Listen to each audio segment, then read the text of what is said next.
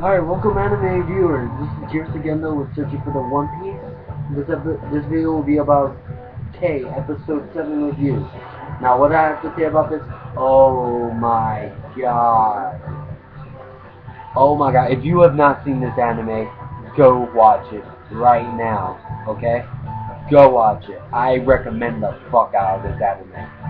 It has gone so big now, and to be honest, either it's gonna get a second season or they're gonna scratch this 13 episode thing and actually give it more episodes because they're already on 7 and I don't think they can fit everything they need to fit into the last like 4 episodes.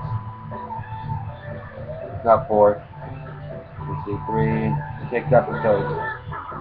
I don't think they can fit everything in there like that. They need to either they're gonna make a second season to continue this, or they're just gonna make more episodes. Because this is a really good anime, and it's becoming really popular too because it's just good. It's good. Great animation. The fights are smooth as hell, man. Oh my god, the fights.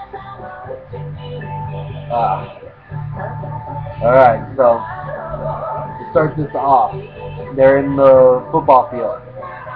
The lights go on.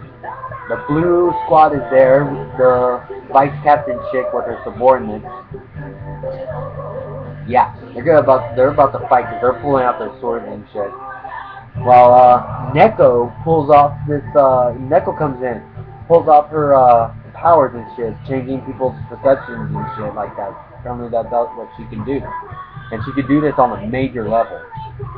That it that it's considered a really dangerous power apparently, but she changes it so it doesn't look like they're on a football field. It looks like they're on a street with a bunch of civilians, and it's not raining outside. It's sunlight. It's daytime and shit. Well, they're trying to escape, and they're about to escape, but the vice captain chick blocks them, and they and Black Dog's fighting her. He's kind of winning. He's getting out there. He's kind of winning, but then the Blue King comes in. Yeah, there you go, working with him, man. He comes in and he pretty much realizes like that's the dangerous power that cat girl has and stuff.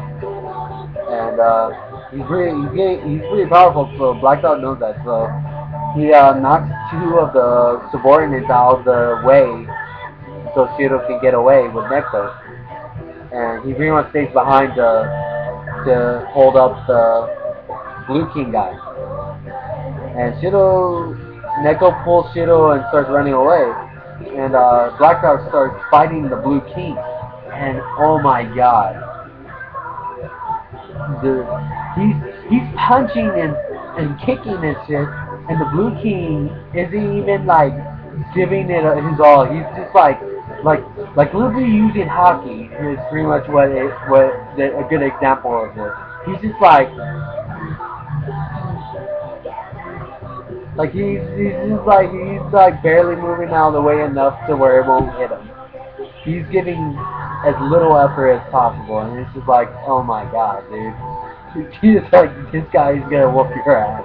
And he even slapped him. He slapped Black Dog, man. He's just like, you can't hit me. Slap. He slapped him. He bitch slapped him, and I'm like, you gonna let him get away with it? Man, you just bitch slapped him. You just fucking punch him, man. But he can't hit him and stuff, and then we go to where Shiro and Neko are, and Shiro stops, and you know what's gonna happen. Shiro can't bail on a friend like that, so she's gonna go back for him. So then we go back to where Black Dog is, and he's getting pinned to the ground by the Blue King. Now I don't know what the Blue King was planning to do to him, whether he was gonna kill him or arrest him or something.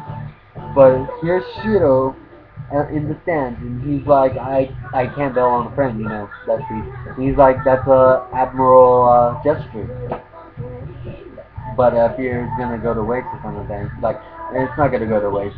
He's like, raising an eyebrow, like, And Shiro's like, I'm sorry, blah blah blah, I forgot the Black Dog's name, so I'll just call him Black Dog. But he goes like this. A light comes out, and it's his sort of his own sword. So he is the colorless king, and his sword is just light. You don't see what it is. It's just light formed in like a sword, like all the rest of them. And he just bursts out with energy, and he's just like, oh shit. And I was just like, oh my god. This I was like, after this episode is over, I have to do a review, which that's what I'm doing. I'm doing this review right after I just watched it, and fuck yes, it was awesome as fuck because his energy just explodes right at the Blue King, and Blue King uses his energy, and Matt collides with each other, and he's doing this stalemate thing like Dragon Ball Z when the two energy blasts hit each other and they're just like at a stalemate. It's like that. They're just like, and Black Dog notices it and takes this chance to fucking punch the Blue King. Good for you, Black Dog. I'm glad you got a punch in to get that bastard back. So as soon as he punched him, obviously the energy, he's not focusing on the energy right now, so boom, McCullough's team just wins that one. And suddenly Shiro teleports out of there, and Black Dog just runs out and shit. And so they're safe now. They're in an alleyway while the blue squad is searching all over the place for him. And they're looking at Neko, and they're like, her power can change memories, make false memories and stuff. And they're like, they're giving her a compliment, like that's pretty impressive or whatever and stuff. And they're like, can you fix the amnesia thing? Like, fix it? So, so he's saying, Shiro was saying how he needs to take responsibility for whatever he's done. So Black Dog's there waiting to kill him just in case. And Shiro does it. He unlocks his memory, and how this plays off is like a old style projection from the old times, you know, with the two films and the movie going through one film onto the other. And what it's doing is rewinding like that, and it's playing off from where they are right now, rewinding all the way to the beginning of the series. And as soon as that's done, it's not very long. It takes like 20 seconds.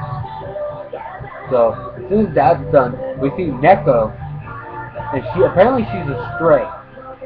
So she's like stealing fish from the market and stuff like that, and she's all like dirty and stuff like that. And she got into the school somehow and got into that gymnasium with the hole in the ceiling. She got in there and she's sleeping in there. And what we're seeing with Shiro is he's falling from the sky. That's where his memories left off from. Which I was just like, what's going on? And he falls right through the ceiling where that hole was. That hole was caused by Shiro. And he falls through the hole and hits onto the floor. And Neko wakes up and she's all freaked out and shit. And her hair's standing up. And she's like, hey! And she was just like, he gets up and he's like, oh, I'm sorry that I must have frightened you. I'm sorry. And you see Neko, her hair goes down and she has these little red cheeks. So I'm guessing she's getting a little flustered. She's getting a little flustered and kind of likes him. Because she ends up jumping onto his lap and he pets her and stuff. While some chick comes in here, and it's this girl who was supposedly his old friend in the school. I forgot her name, something with the man.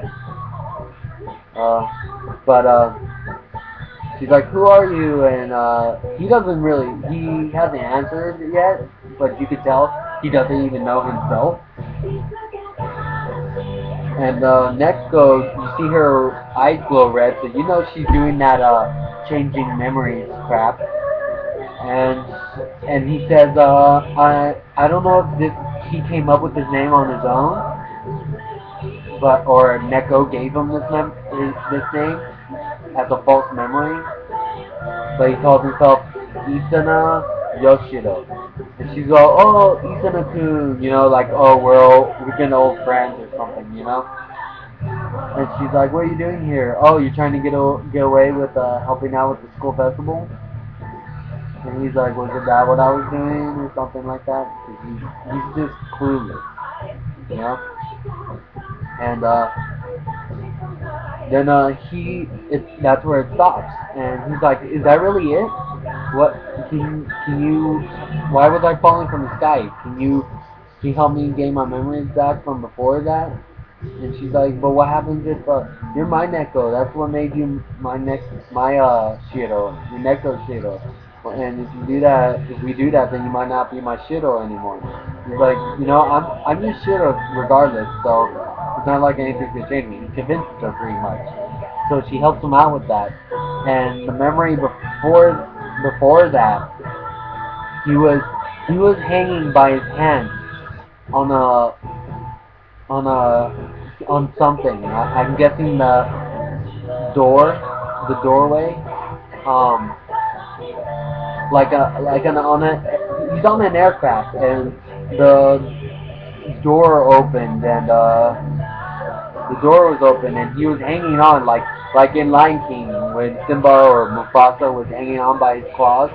He was hanging on there by his hands, up in the sky, and some guy with long white hair is there. He steps on his hand and makes him fall. And as he's falling, you see aircraft, and that's where he leaves off. And this episode pretty much ends with up in the sky. There's a blimp. So I'm guessing it's a blimp that he was on. It might have been. I don't know. But yeah. So that's where the episode ends. So this is a rating. 0 being the least and 5 being the most. I gotta give this a 6, man. This is really good. It is really good. Like, yeah, I'm breaking the thing. It got a 6. That's how epic this was. So if you have not watched this anime, go watch it, dude. Go watch it. It won't be a waste of your time at all. Go watch it. Well, that's pretty much it. So stay tuned next week for my episode 8 review. Okay. For my viewers, please like, comment down below, and subscribe if you like my videos. Here's Gendo with Sister for the One Piece, and I will leave an annotation up here for the anime episode and the song that's playing in the background, which, yes, this song is also an OST that's played in the background of the anime, okay? And I'm out.